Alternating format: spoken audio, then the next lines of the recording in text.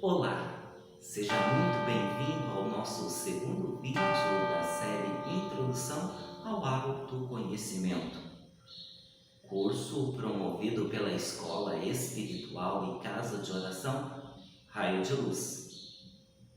Se você chegou agora ou se você já é nosso inscrito, deixe o seu joinha, ele é muito importante para nós. Se você não é nosso inscrito, se inscreva, curta e compartilhe o nosso conteúdo em suas redes. Assim, muito mais pessoas terão acesso ao nosso conteúdo, que sempre traz uma mensagem que nos eleva. Agora, sem mais delongas, vamos ao nosso conteúdo.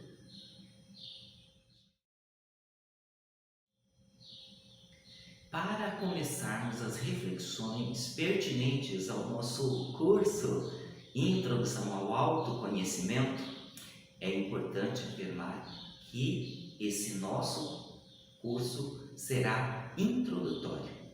As temáticas não serão abordadas com profundidade à medida que os nossos discípulos prosseguirem nesta senda, neste caminho, iremos então aprofundando e introduzindo novos saberes que o ajudarão na construção da própria senda.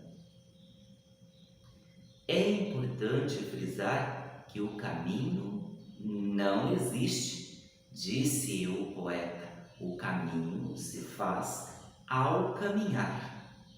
Diversas são as fontes do conhecimento nas quais bebemos, desde o hermetismo egípcio até o ocultismo cristão primitivo. Neste nível do nosso curso, não indicaremos e não faremos nenhuma leitura dos grandes mestres. É necessário antes que construamos as bases nas quais se assentarão o saber preconizado por eles. Como disse Hermes Trismegistus, pão e leite para as crianças e carne aos homens feitos.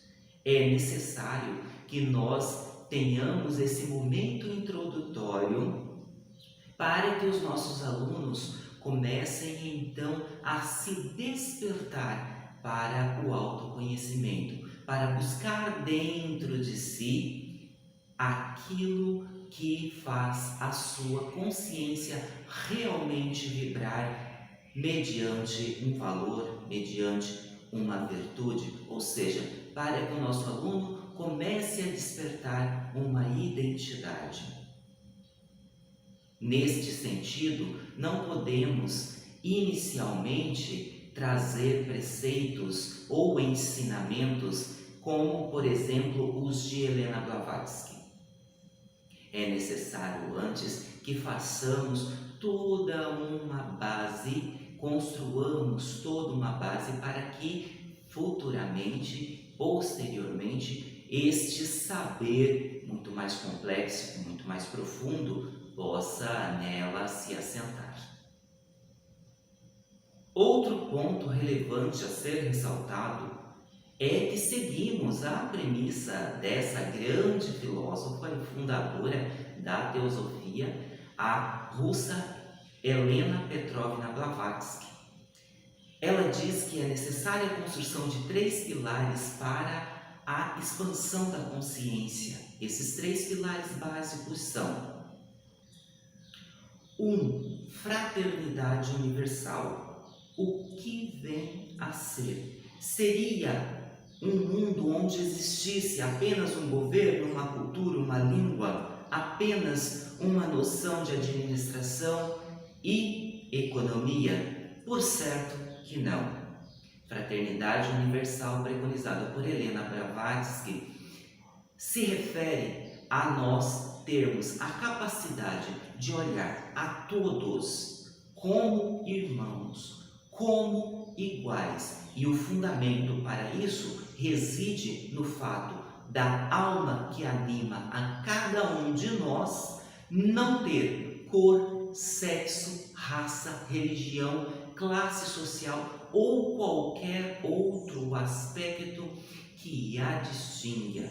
Ou seja, em forma somos diferentes, mas em essência somos todos centelha divina, partícula pequenina, mas especial do próprio Deus. 2. Estudo comparado. Esse estudo comparado é essencial para que nós possamos identificar nos grandes livros, nos grandes tratados de sabedoria, nos grandes tratados filosóficos, as verdades.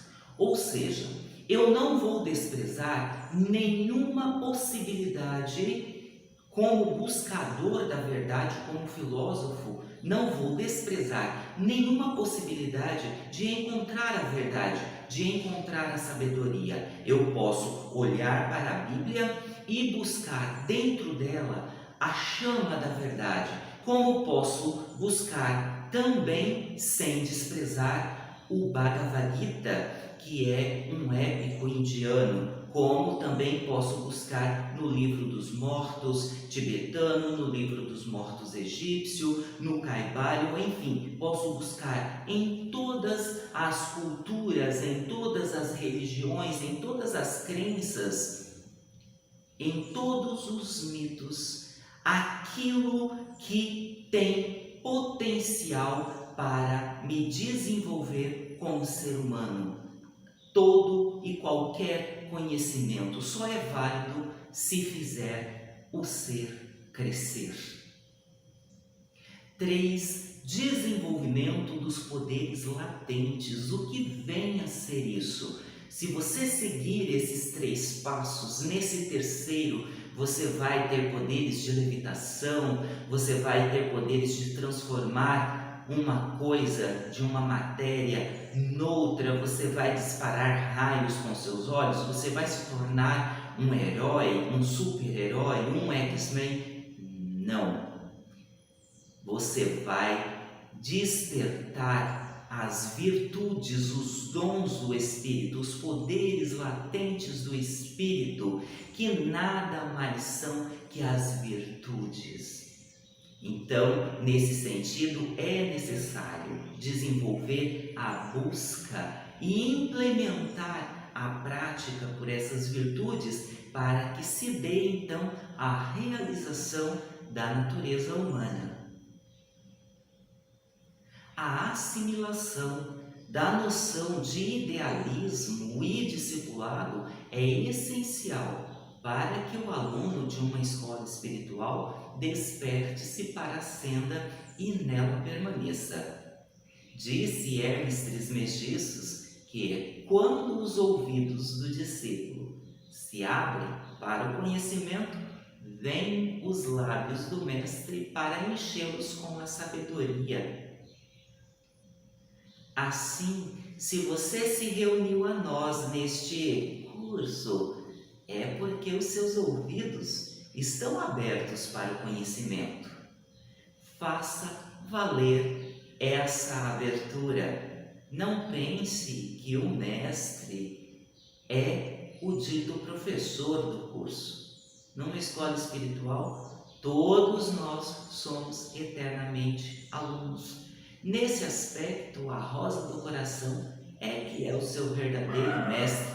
Precisamos, então, depurar os nossos ouvidos, ou seja, ensinar os nossos ouvidos a ouvir os ensinamentos desse mestre.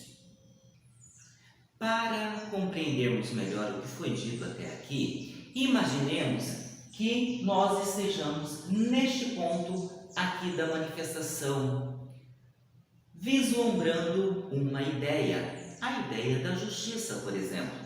Então, vamos olhar a justiça como uma estrela no horizonte. Vamos conseguir ter a real noção dessa ideia, a completude dessa ideia, só pelo nosso olhar? Não, pois ainda somos crianças, somos recém-nascidos em termos de busca pela verdade. Então, nós conseguiremos apenas ter um vislumbre dessa ideia, ver apenas uma pequenina parte dessa ideia. Então, o estudo comparado vai nos possibilitar ver as ideias pelos vislumbres, pela visão dos nossos irmãos que nos antecederam na manifestação. Então, eu vou poder, por meio do estudo comparado, compreender a visão que os meus outros irmãos tiveram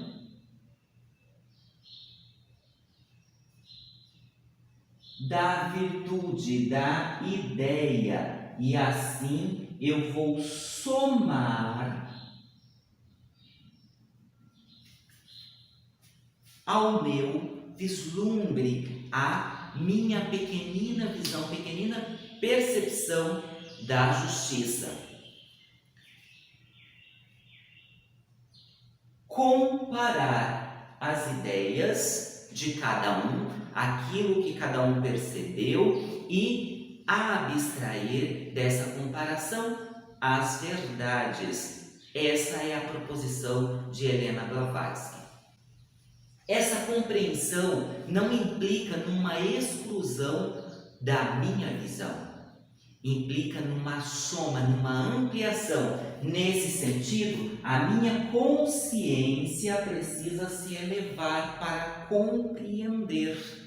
Então, à medida que eu elevo, eu amplio a minha visão, e essa visão vai abarcando a visão desse outro até que eu chegue num ponto em que eu conseguirei, por disciplina, não só compreender a ideia da virtude e da justiça, mas também conseguirei aplicar na minha vida e praticar até que ela se torne uma resposta natural.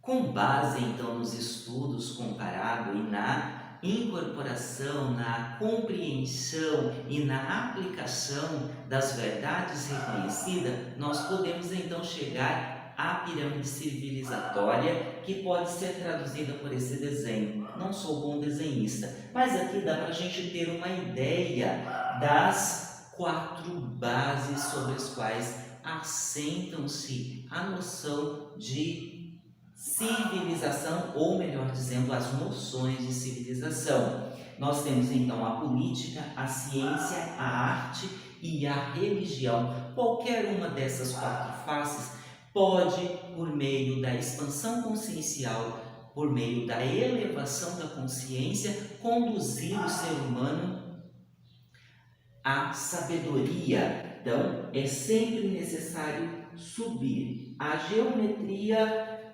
espacial não nos deixa mentir. Para subir, é necessário se aproximar dos irmãos. Aqui está a ideia da fraternidade universal. Se você classifica as pessoas em qualquer ordem que seja, você obviamente vai separar. À medida que você separa, você não se aproxima dessas pessoas, você se afasta delas. Então, você não sobe, porque subir a pirâmide civilizatória implica em cada vez estar mais próximo até que você chegue à unidade. Essa busca pela unidade implica em reconhecer o seu irmão como igual, ou seja, ter a fraternidade universal. Então, chegaremos à sabedoria, ao bem, à ideia do bem, certo? Para cada uma dessas características da civilização, cada uma dessas áreas, assim por dizer, nós temos correspondendo uma pirâmide invertida às virtudes, às ideias que estão elevadas e que para atingi-las é necessário que nos elevemos. Nós temos correspondendo à política, a justiça, portanto, o político é justo. Nós temos para a ciência a verdade, então o cientista, não estou falando do cientista acadêmico, tá? O cientista, ele é verdadeiro. Para a arte, nós temos a beleza, então o artista, ele é belo, ou seja, ele possui uma harmonia interior que ele relaciona com tudo o que há e por isso consegue então contemplar tudo o que há como harmônico, como belo. Ele sabe olhar e reconhecer aquilo que é belo. Finalmente, para a religião, nós temos a correspondência da bondade, ou seja, se eu quero me tornar um ser humano, né, se subindo pela face da religião, então eu devo reconhecer a bondade. A bondade deve fazer minha consciência vibrar muito. Eu devo olhar, devo reconhecer isso e a partir da disciplina aplicar a bondade em minha vida e me tornar cada dia um pouquinho bom. O idealista e discípulo devem possuir 3 características básicas ou desenvolvê-las. 1. Devoção, amor profundo pelo bem e buscar a justiça, a verdade, a beleza e a bondade. 2. Investigação, buscar dentro da própria consciência os poderes latentes do espírito e despertá-los, seguindo sempre as pegadas dos grandes homens que o antecederam, ou seja, realizar tudo isso por meio do estudo comparado.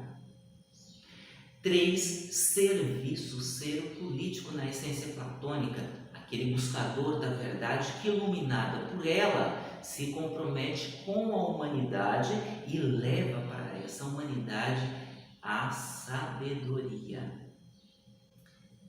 Parece um tanto quanto complexo essa ideia, no entanto não é. Basta entendermos que a maior obra do ser humano é construir a si mesmo. Logo, é só colocarmos como meta de, a partir da observação da nossa própria consciência, nos tornarmos então virtuosos, valorosos e sábios por reconhecer essas características em nós mesmos. Mas, afinal de contas, o que é virtude? O que é valor? O que é sabedoria?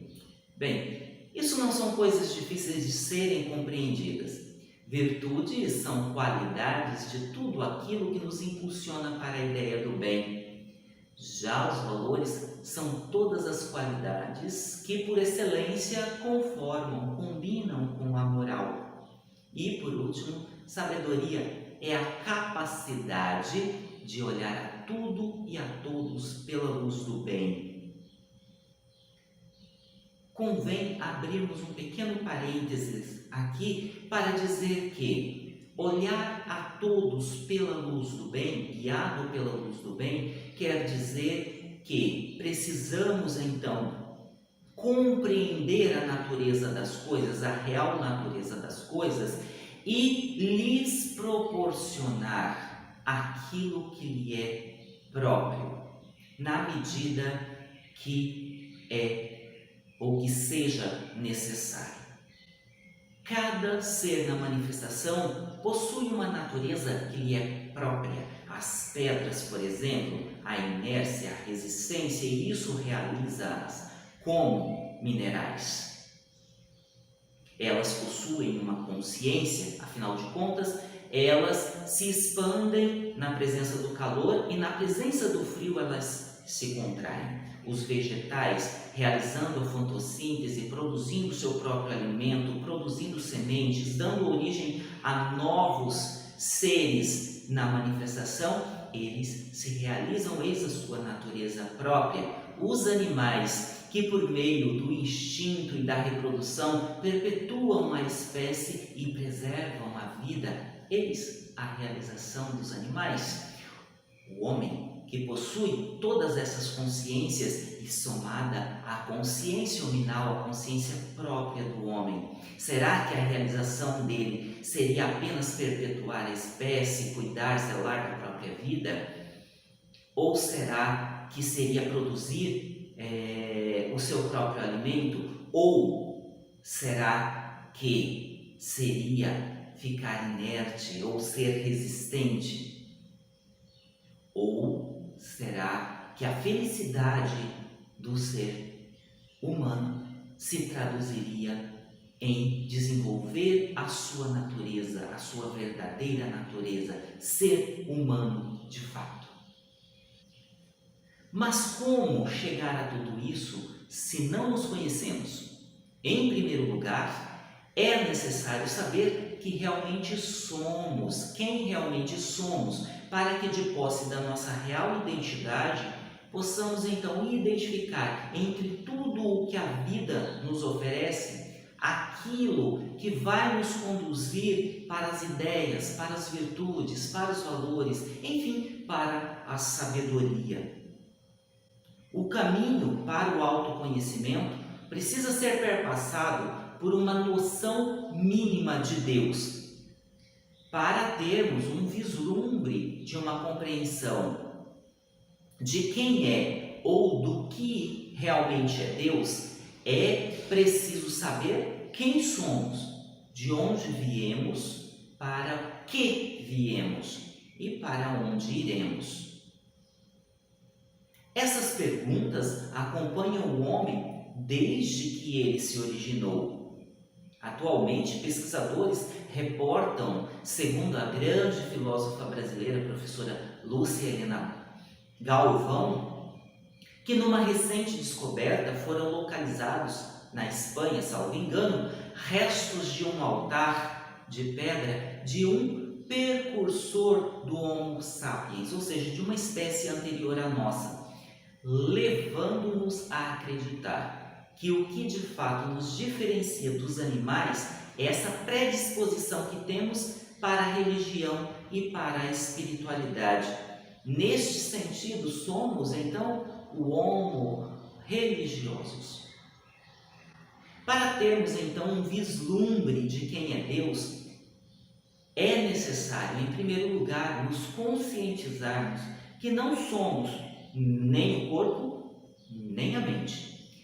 Esses são apenas veículos pelos quais navegam a nossa consciência. Somos o espírito, uma pequenina porção do próprio Deus que nos anima. Assim, já podemos responder a primeira e a segunda perguntas: quem somos e de onde viemos? Somos uma centelha divina e viemos de Deus. Em relação à terceira pergunta, para que viemos ao mundo, a resposta é muito mais simples do que a gente pensa. Viemos para sermos seres humanos, nada além disso. Nossa maior obra é a construção de nós mesmos. Não seremos humanos de fato se não chegarmos às virtudes, aos valores e à sabedoria. Todos nascemos homens, porém a maioria morrerão sem terem nascido seres humanos. Para onde iremos é a nossa última pergunta. É óbvio que se viemos de Deus, nosso destino é retornar a Deus. A manifestação dos seres no universo se dá em bloco, segundo a filosofia. No entanto, a subida de volta à casa do Pai é individual e, na maioria das vezes, muitíssimo lenta.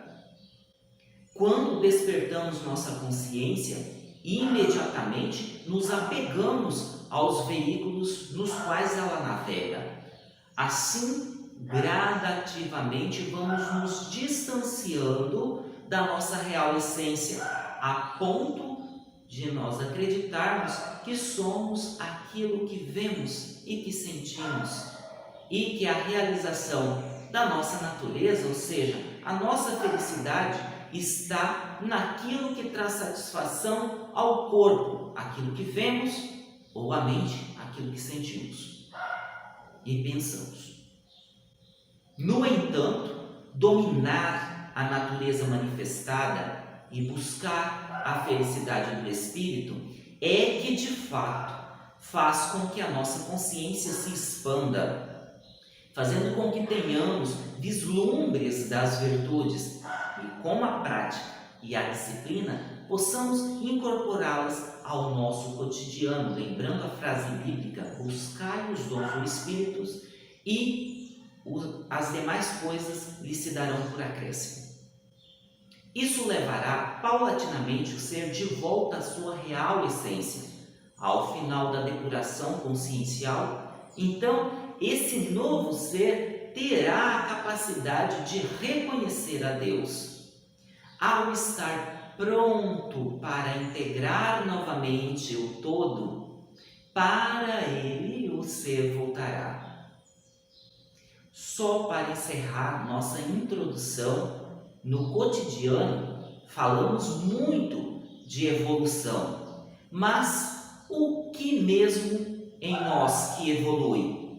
Com essa pergunta, que não será respondida agora, nós passaremos então para o nosso próximo assunto, que será no próximo vídeo: o todo, criação primordial. Não deixe de assistir. E assim chegamos ao final do nosso vídeo. Agradecemos a sua atenção até aqui e lhe convidamos a continuar acompanhando essa nossa série de vídeos, bem como a todos os demais vídeos disponíveis em nosso canal. Se ficou alguma dúvida, nos conte aqui nos comentários ou nos envie um e-mail para oirlcontato@gmail.com ou por meio da hashtag Pergunte ao Pai. Não perca nenhum dos nossos vídeos. Pela atenção, nosso muito obrigado. Tchau!